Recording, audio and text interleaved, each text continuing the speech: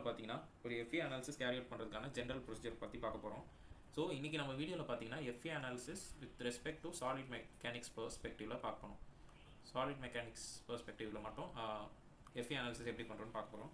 ஜென்ரலாக பார்த்தீங்கன்னா FEA அனாலிசிஸில் static and dynamic அப்படின்னு ரெண்டாக பிரிப்பாங்க. இந்த ஸ்டாட்டிக் அனாலிசிஸில் பார்த்தீங்கன்னா ஃபோர்ஸ் வந்து constant, for a given time force வந்து கான்ஸ்டன்ட்.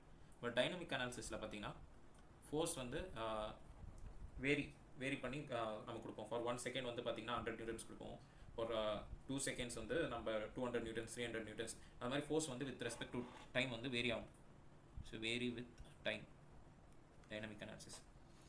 ஸோ இந்த ஸ்டாட்டிக் அனாலிசிஸே பார்த்திங்கன்னா ரெண்டாக கிளாஸிஃபை ஆகும், எலாஸ்டிக் அண்ட் இன்எலாஸ்டிக். அதே மாதிரி எலாஸ்டிக் பார்த்திங்கன்னா 3 டைப்ஸாக கிளாஸிஃபை ஆகும். Linear elastic, non linear elastic and viscoelastic. So விஸ்கோ எலாஸ்டிக்கில் பார்த்தீங்கன்னா எக்ஸாம்பிள் ரப்பர், அந்த மாதிரி ரப்பர் அடிசிவ்ஸ் இதெல்லாம் பார்த்தீங்கன்னா விஸ்கோ எலாஸ்டிக் கேட்டகரியில் வரும். நான் லீனியர் எலாஸ்டிக்னு எடுத்துக்கிட்டிங்கன்னா ஃபார் எக்ஸாம்பிள் இப்போ ஒரு ஸ்டீலே ஸ்டடி பண்ணுறீங்கன்னா நம்ம வந்து ஸ்ட்ரெஸ் ஸ்ட்ரெயின் டயக்ராம் வந்து பார்த்துருப்போம் கரெக்டாக. ஸ்ட்ரெஸ் ஸ்ட்ரெயின் டயக்ராம், ஸோ இந்த மாதிரி ஒரு கர்வ் இருக்கும். So if you are studying only up to yield strength, இந்த லீனியர் போர்ஷனில் மட்டும் ஸ்டடி பண்ணுறீங்கன்னா இதை வந்து லீனியர் எலாஸ்டிக்னு சொல்லுவோம். ஃபார் எக்ஸாம்பிள் நம்ம வந்து பிஹைண்ட் வந்து இந்த ஈல்ட் ஸ்ட்ரென்த் அபோவ் த இந்த லீனியர் போர்ஷனுக்கு மேலே நம்ம ஸ்டடி பண்ணுறோன்னா அதை வந்து நான் linear analysis. For example up to fracture வரைக்கும் நீங்கள் வந்து ஸ்டடி பண்ணுறீங்கன்னா அதை வந்து நம்ம நான் லீனியர் அனாலிசிஸ்ன்னு சொல்லுவோம். சிமிலராக பார்த்தீங்கன்னா இன்எலாஸ்டிக்லேயும் வந்து 2 கேட்டகரி இருக்குது, Visko plasticity and then plasticity. Dynamic analysis பார்த்தீங்கன்னா 3 டைப்பாக பிரிக்கலாம், explicit analysis, implicit analysis, then eigenvalues problem.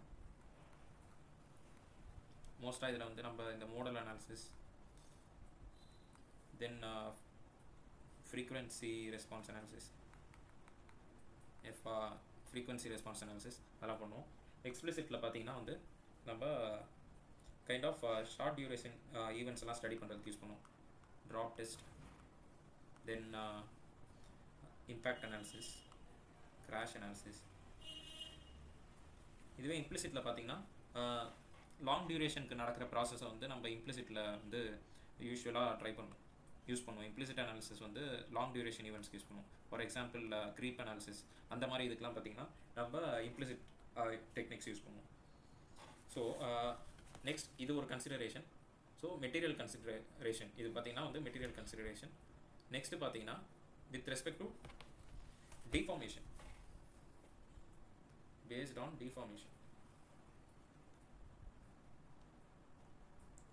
What type of deformation use பண்ண போகிறோம் அப்படின்றத ஃபிக்ஸ் பண்ணும். ஸோ எதர் நம்ம ஸ்மால் டிஃபார்மேஷன் யூஸ் பண்ண போகிறோமா or large deformation. So why is it so important, எதுக்கு வந்து இந்த டிஃபார்மேஷன் ஃபிக்ஸ் பண்ணுறது ரொம்ப இம்பார்ட்டன்ட் அப்படின்றத பார்ப்போம்.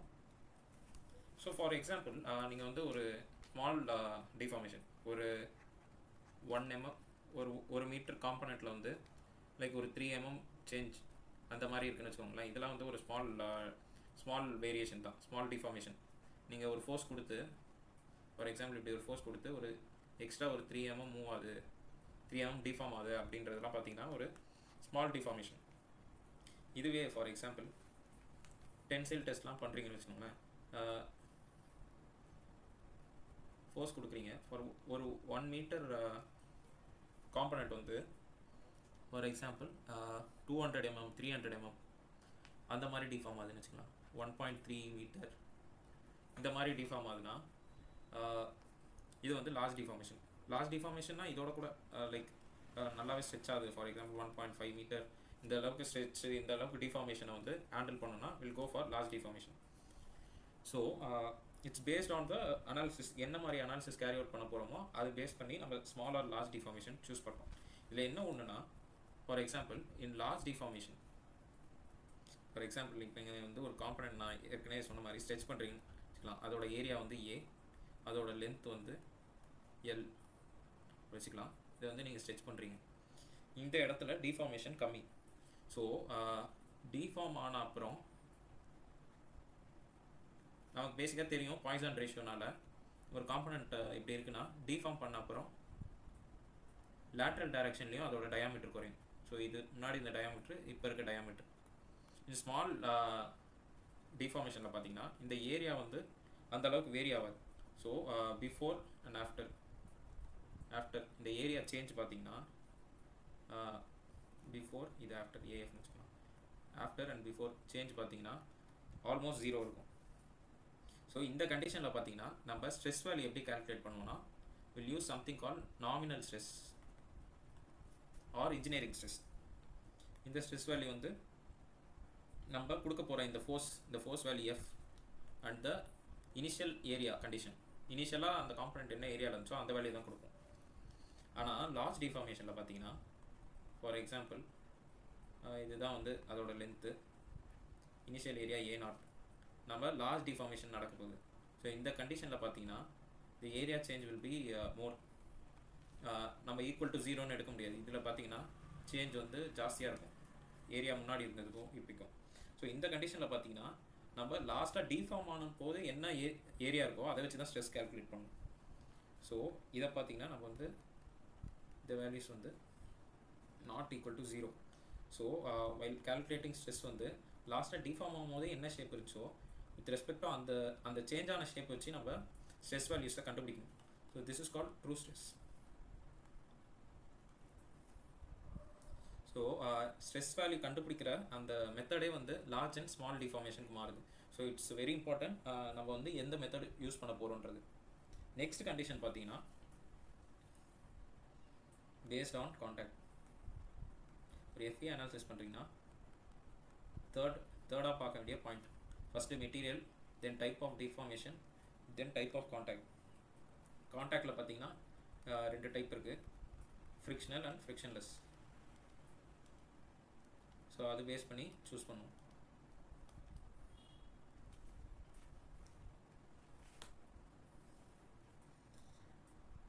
அதே மாதிரி ஃபோர்த் பாயிண்ட் பார்த்தீங்கன்னா எந்த மாதிரியான பாடிஸ் வந்து இன்ட்ராக்ட் பண்ண போகுது, எந்தெந்த பாடிஸ் வந்து இன்ட்ராக்ஷன் அனாலிசிஸில் எந்தெந்த பாடிஸ்லாம் வந்து இன்ட்ராக்ட் பண்ண போகுதுன்றதும் இம்பார்ட்டன்ட். ஃபார் எக்ஸாம்பிள் நம்ம either deforming body and rigid body use பண்ணலாம், or deforming and deforming body use பண்ணலாம். இதெல்லாம் எக்ஸ்பிளைன் பண்ணுறேன். டிஃபார்மிங் பாடி யூஸ் பண்ணலாம், or self contact kind of இது கூட யூஸ் பண்ணலாம், செல்ஃப் கான்டாக்ட் கூட ஆகலாம். ஸோ டிஃபார்மல் ரிஜிட் பாடி இதுக்கு எக்ஸாம்பிள் பார்த்தீங்கன்னா, ஃபார் எக்ஸாம்பிள் ஒரு இம்பாக்ட் அனாலிசிஸ், ஒரு பிளேட் இருக்குது, இதில் வந்து ஒரு பால் வந்து இம்பாக்ட் ஆக போகுதுன்னு வச்சுக்கோங்களேன். இதில் வந்து நம்ம இந்த அனாலிசிஸில் பார்த்தீங்கன்னா இந்த பிளேட் வந்து எப்படி உடைய போகுது அப்படின்றது தான் பார்க்கணும். ஸோ இந்த கண்டிஷனில் பார்த்தீங்கன்னா நம்ம பிளேட்டை வந்து டிஃபார்ம்னு எடுப்போம், பாலை வந்து ரிஜிட்னு எடுப்போம். பால் உடைய போகிறது இல்லை, டிஃபார்மேஷன் இம்பாக்ட் பண்ணும்போது இந்த பிளேட் தான் உடைய போகுது. ஸோ இதை நம்ம டிஃபார்மில் எடுப்போம், பால் ரிஜிட்னு எடுப்போம். In case of deforming body, for example ரெண்டு பாடியும் வந்து எப்படி சேஞ்ச் ஆகும், டிஃபார்ம் ஆகும்னு பார்க்கணும். இது ஒரு காம்பனண்ட், இது ஒரு காம்பனண்ட், ரெண்டுமே எப்படி சேஞ்ச் ஆகும்னு பார்க்கணும்னா அந்த கண்டிஷனில் டிஃபார்மிங் கண்டிஷன் யூஸ் பண்ணுவோம். செல்ஃப் கான்டாக்ட் கண்டிஷன்ஸ் வந்து எப்போ யூஸ் பண்ணுவோம்னா, ஃபார் எக்ஸாம்பிள் கிராஷ் பாக்ஸ், காரில் வந்து கிராஷ் பாக்ஸ் யூஸ் பண்ணுவோம்.